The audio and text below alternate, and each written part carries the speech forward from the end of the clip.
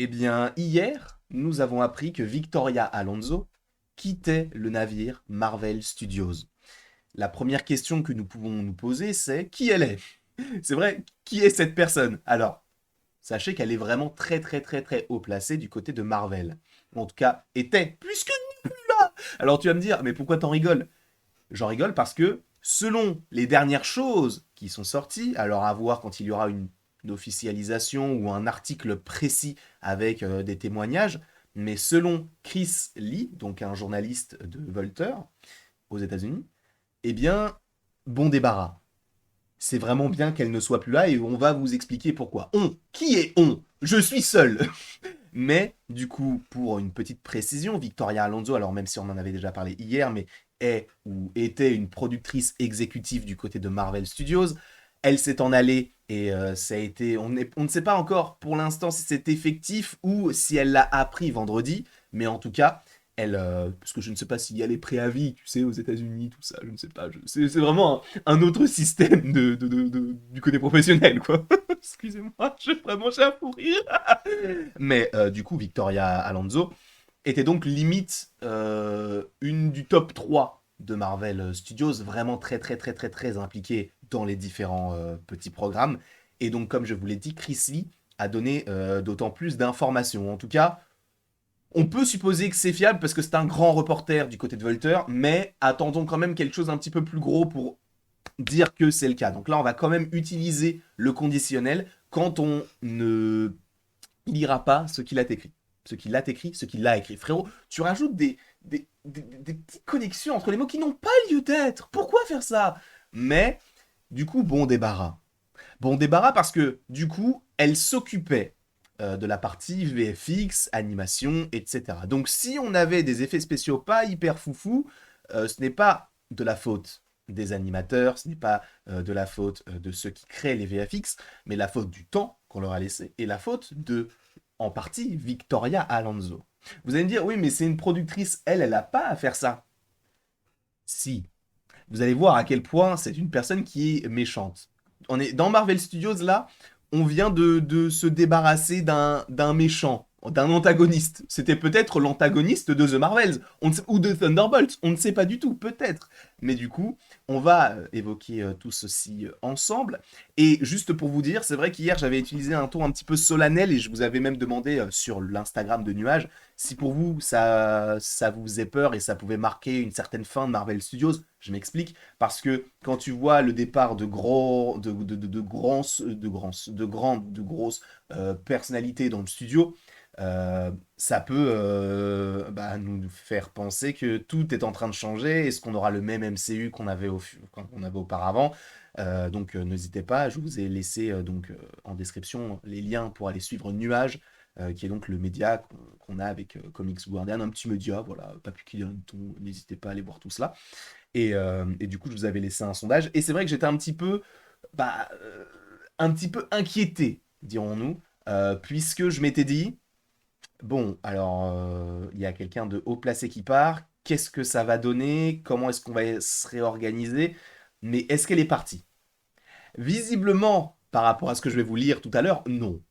Parce que, vu ce qu'elle avait fait, à mon avis, elle n'est pas partie d'elle-même en se disant c'est pas très très sympa ce que j'ai fait, donc je vais partir de moi-même. Non, si on lui a dit frérot, ce que tu fais c'est pas très sympa, ce que tu gères c'est pas ouf, donc tu dégages. Je pense que ça s'est plutôt organisé de cette manière-là. Et justement, Chris Lee, donc le journaliste de Vulture, a fait une petite série de tweets pour expliquer tout cela. Et évidemment, à prendre avec du conditionnel, parce que pour l'instant il n'y a pas d'officialisation, mais étant donné qu'il a fait du coup des recherches concernant justement tout cela, on va lire ce qu'il propose et cela semble plutôt fiable tout de même, parce que enfin, il y a trop d'éléments qui convergent par rapport à tout cela. Mais Chris Lee a dit, ou en tout cas a écrit, tellement de sources VFX m'ont dit que Victoria Alonso était singulièrement responsable de l'environnement de travail toxique de Marvel. Ce qui signifie que, enfin je ne sais pas si vous le savez, mais à l'époque chez Marvel, enfin en tout cas on entendait pas mal de choses par rapport notamment aux effets spéciaux de Moon Knight, de She-Hulk, de Thor, etc. où c'était pas beau. Bien sûr, on l'a dit. Ce n'était pas beau. Le fait est que ce n'était pas forcément de la faute des boîtes de VFX qui ne veulent plus justement travailler avec Marvel Studios, en partie, Mais c'est surtout de la faute du temps, et de Marvel Studios, bien sûr. Ce n'est pas de la faute des boîtes de VFX, puisque avant, quand on regardait Civil War, quand on regardait Spider-Man Homecoming, même si c'est un peu différent parce que ça peut être en lien avec Sony, du coup pas forcément les mêmes boîtes, etc. Mais bref, les autres films du MCU, les anciens films, on pouvait se dire, bah c'est beau, enfin tu vois, pour l'époque, c'est sympa, c'est bien. C'est genre, oui, de temps en temps on voit les effets spéciaux, mais sinon on n'y fait pas vraiment attention parce qu'on est vraiment plongé dans l'histoire. Là déjà que les scénarios ne sont pas foufou, mais en plus si t'as pas les bons, enfin en tout cas le bon temps pour bien réaliser les VFX, c'est compliqué. Donc il y avait quand même pas mal de choses qui sortaient que Marvel Studios imposait un certain rythme qui était hyper élevé et supposément que c'était en lien avec Victoria Alonso. Mais on continue. Un faiseur ou une faiseuse, je ne sais même pas si c'est français, je ne sais pas si c'est français, de roi qui récompensait la fidélité inconditionnelle par une avalanche de travail, mais qui maintenait également la liste noire qui maintenait les pros FX de fou de peur. Bon, c'est pas français, mais en gros, elle avait une liste de personnalités, enfin de personnes qu'elle ne voulait plus ou à qui elle donnait énormément de travail pour justement, entre guillemets, instaurer un climat de terreur. Selon lui, elle détenait un pouvoir fou, prenant toutes les décisions créatives majeures sur les films et émissions Marvel. Ok. Je ne dis pas que si on a eu des mauvais films, c'est à cause d'elle. Mais c'est en grande partie à cause de ses validations. Parce qu'elle a validé She-Hulk. Parce qu'il faut savoir, en gros, qu'avant, elle travaillait en tant que productrice exécutive. Et elle a, depuis Iron Man 1, ça fait 17 ans, je crois, qu'elle était du côté de Marvel Studios. Euh, Certains vont dire, oui, mais Iron Man 1, en fait, c'est sorti en 2008. Oui, mais il y a la pré-production avant. Et vu qu'elle est productrice, tu vois ce que je veux dire. Il y a eu le travail en amont. Donc elle l'a depuis 17 ans. Et en 2021, elle a changé de poste pour justement s'occuper de la partie VFX, animation, etc. Et justement, ce qui est assez intéressant, je trouve, à mon sens, c'est que le poste qui lui a été confié, eh bien, c'était de vérifier tout ce qui était en lien avec eh bien, la texture, etc. Enfin, c'était vraiment la productrice qui était en lien de valider ceci. Le côté VFX, animation, tout ça. Depuis 2021. Ce qui signifie que elle a fait passer She-Hulk, Moon Knight, Miss Marvel, Doctor Strange in the Multiverse of Madness, Black Panther Wakanda Forever, Werewolf by Night, le Holiday Special des Gardiens. Il y avait quoi encore Il y avait Thor Love and Thunder et Ant-Man et la Guêpe Quantumania. Qu'on ait aimé ou pas ces projets-là, il n'en reste pas moins que, on va dire, plus de la moitié, même trois quarts des programmes que je viens de vous citer, sont mal faits. Miss Marvel, Moon Knight, She-Hulk, Thor Love and Thunder, et pour ne citer que le dernier, Ant-Man et la Guêpe Quantum Mania. Même le Holiday Special des Gardiens n'était pas foufou en termes d'effets spéciaux, mais ce n'était pas ce qu'on demandait, un Holiday Special, donc on va le mettre de côté. Mais du coup, elle est à la tête de cette filiale-là, de cette branche-là de Marvel Studios, et elle a sorti tout ça. Et en plus de ça, on entendait en arrière-plan, oui, on n'est pas satisfait, on ne veut plus travailler avec Marvel Studios, etc. Faut rappeler quand même tout cela. Que si elle part, premièrement, je ne pense pas que c'est d'elle-même, et deuxièmement, c'est vraiment en lien avec son travail et les retours du MCU qui ne sont vraiment pas bons du tout. Et Kevin Feige et Victoria Alonso, juste ici, approuvent personnellement chaque plan, tout le travail d'effets spéciaux, enfin d'effets visuels, ce qui est généralement le travail d'un réalisateur ou d'un showrunner, m'a dit un technicien.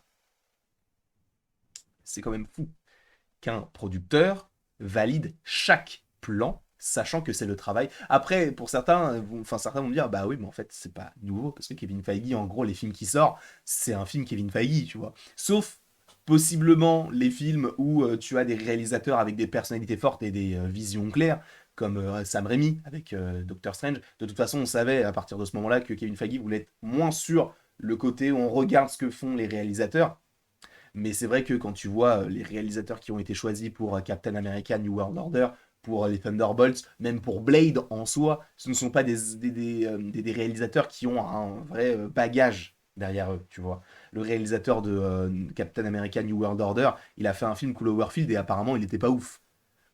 Et tu te dis, mais comment est-ce qu'il peut être propulsé de ce film-là à Captain America New World Order? Alors je ne dis pas que Captain America New World Order sera un film grandiose et méritera un Oscar ou je ne sais quoi, mais je dis juste que c'est une super production et de passer de Cloverfield à ce film-là, ou Cloverfield ou Clover Lane, je sais plus, mais bref, passer de ce film-là à Captain America, c'est assez étrange. Donc peut-être que c'est pour avoir des yes man et pour pouvoir contrôler le film comme eux le veulent. Et justement, il précise que c'est le travail d'un réalisateur ou d'un showrunner.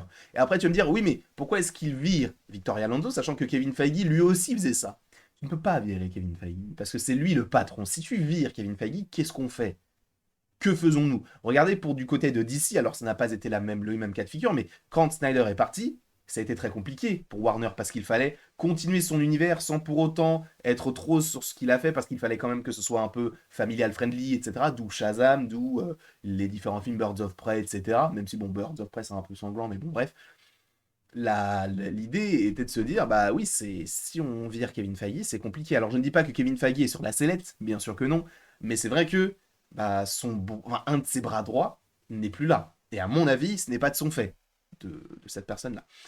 Donc un autre technicien aurait déclaré, la principale dont tout le monde a peur, c'est Victoria Alonso. Si elle vous aime, vous allez trouver du travail et vous allez progresser dans l'industrie. Si vous l'avez énervé de quelque façon que ce soit, vous allez être gelé. Et ça pose un petit problème. Je crois qu'il n'y a rien d'autre concernant... Bah, après, il a répondu à d'autres messages, mais c'est ce qu'on en dégage. Donc, par rapport à tout cela, je ne vois pas où est le négatif là-dedans. Bien au contraire, je trouve que c'est une très très bonne idée de virer l'élément, ou en tout cas l'un des éléments perturbateurs. On verra par la suite qui viendra, parce qu'à la limite, tu vois, il remplace ce personnage-là, cette personne-là, pour en mettre une qui est pire. On verra. Mais en tout cas, pour l'instant, c'est une très très bonne nouvelle, selon moi. Après, encore une fois, ce sont les dires de ce grand reporter de Vulture. Peut-être que ce ne sera pas. Peut-être qu'il n'y aura pas d'article à proprement parler, mais j'aimerais bien avoir cet article parce que ça pourrait être hyper intéressant d'avoir justement les coulisses et de savoir pourquoi ça s'est mal passé, etc. Ça serait hyper, hyper, hyper intéressant. À prendre évidemment avec des pincettes, même si cela semble fiable. J'espère que vous avez apprécié cette vidéo. N'hésitez pas à l'aimer, à la partager, à la commenter et à vous abonner. Cela me ferait bien évidemment extrêmement plaisir. Et après tout ceci, il ne me reste plus qu'à vous dire à la prochaine pour la prochaine. T'as vu le petit mouvement de tête que j'ai fait à la fin? Genre je suis dans un clip de R&B comme euh, Neyo ou Willy Denzel. Voilà, la bise.